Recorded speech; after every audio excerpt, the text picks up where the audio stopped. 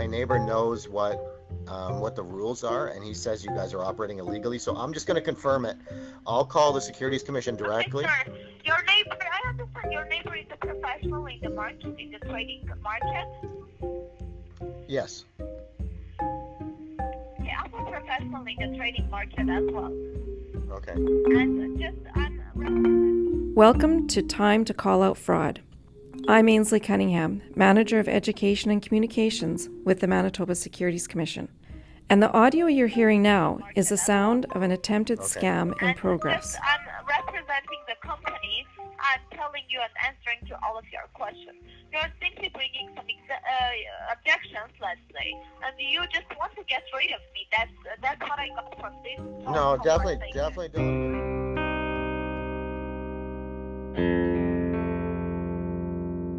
Investment fraud is one of the most common kinds of fraud in Canada. It can happen through phone calls like this one.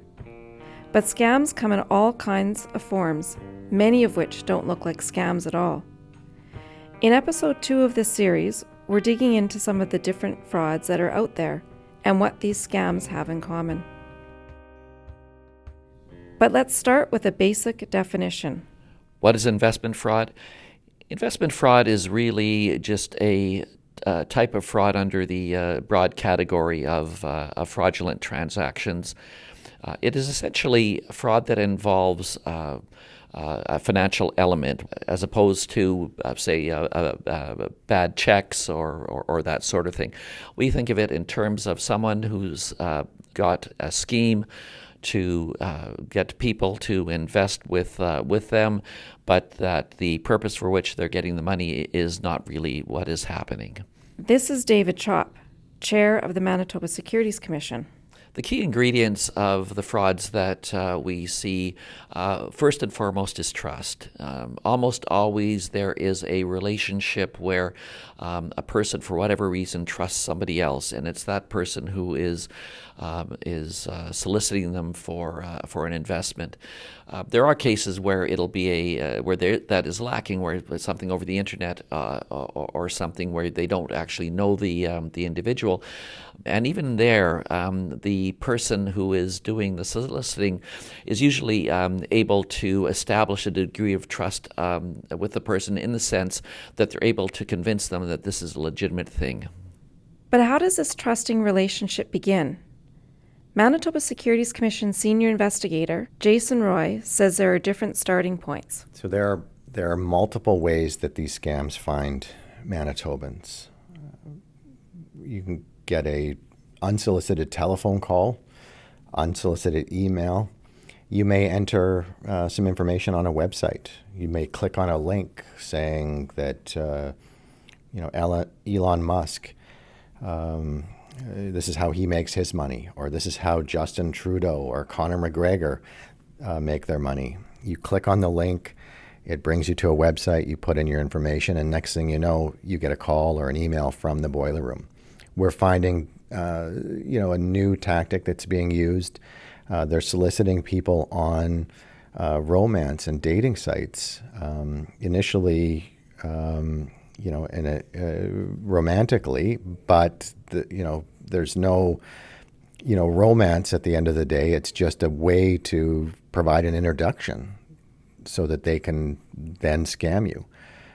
So I've heard from numerous victims that have, been victimized by initially, putting their information on a dating app or a dating website.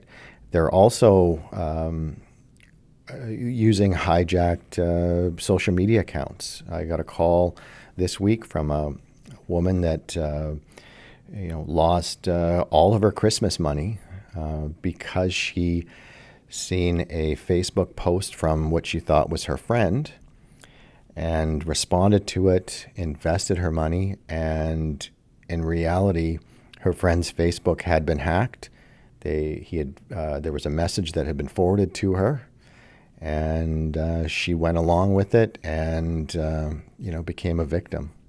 So scammers are continually adapting to new circumstances, and that includes the circumstances we've all been living with for the past 2 years. During this pandemic, just by looking at the stats alone, like the amount of individuals falling victim to mass market scams like romance scams, investment scams, it's definitely increasing, and the dollar amount is becoming higher just because people are either not working, they're at home more on the computer, they're not out socializing with friends and meeting new people in person. They're working on the online relationships, and they're trying to invest their money because they're out of jobs, and they're trying to find a way to survive. It's definitely making individuals, victims, more vulnerable to falling victims to these types of scams.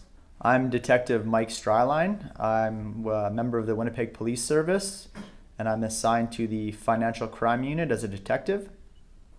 We see all the typical mass market scams, whether it be a romance scam, a job-related scam, phishing scams, extortion scams, sale of merchandise, whether it be by the victim themselves selling an item or whether it be the fraudster pretending to sell an item, and investment scams. In terms of the investment scams, we've definitely seen an increase this year in investment scams which are perpetrated on social media through different apps, whether it be Facebook or Instagram. We've been seeing individuals' accounts being hacked, and then those accounts being used to target the followers of that account that's been hacked.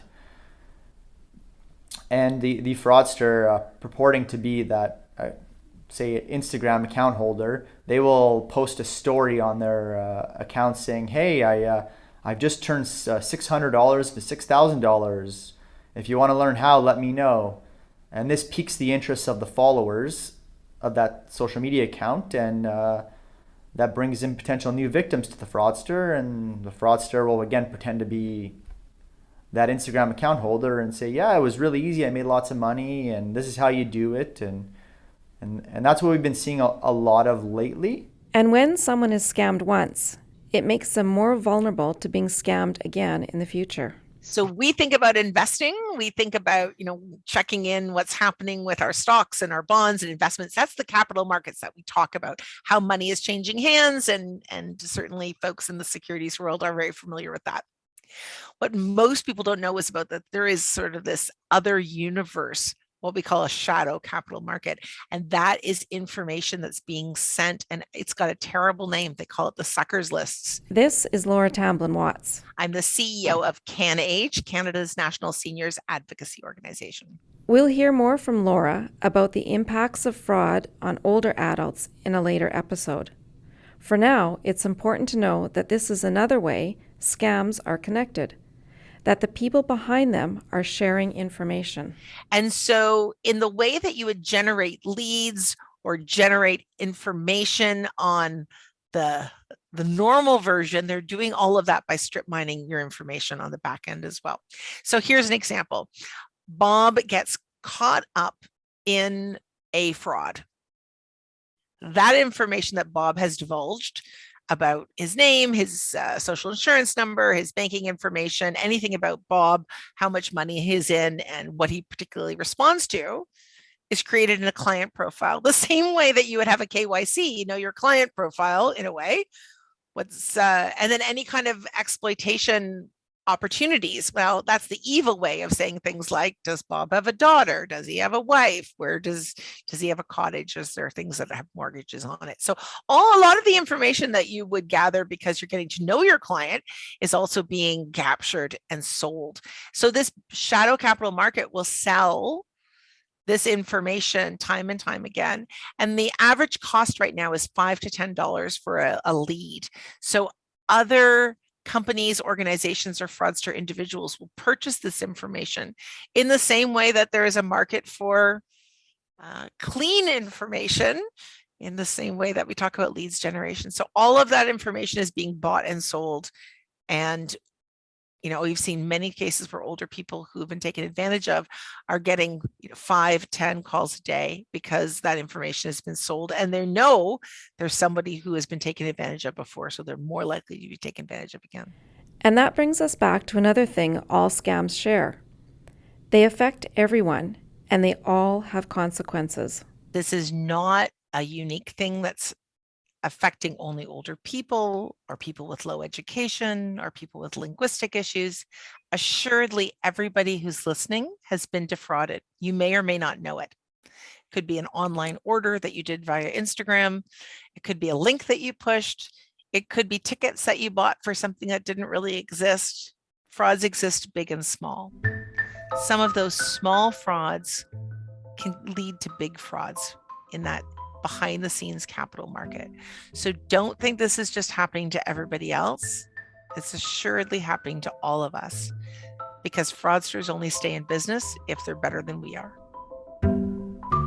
I get hundreds and hundreds of calls from victims every year.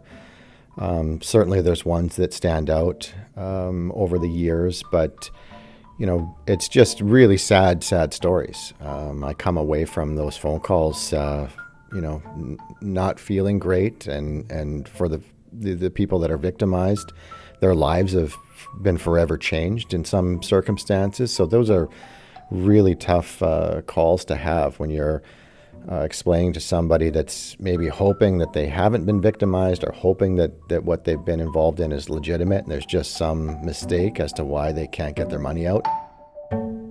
One of the most difficult moments that I've had in my career was, talking to, a family in Edmonton after an individual, had committed suicide because of the fact that they'd lost $300,000 and their retirement in a binary option scam. And those are difficult phone calls. They're difficult to begin with when you're just dealing with the loss of money, but when you're dealing with a suicide, it adds a whole different element. So I've had a number of those that I've dealt with in my career, and those are always there. They don't sort of leave you. That's it for this episode of Time to Call Out Fraud. Thanks for listening. Please leave a review and share to help spread the message and shed some light on these fraudsters. In our next episode, we'll explore the psychological tactics fraudsters use to manipulate their victims. The psychological profiles of victims can vary tremendously, including no particular profile at all, just that they got caught by the latest version of a really sophisticated scammer. That's next time on Time to Call Out Fraud.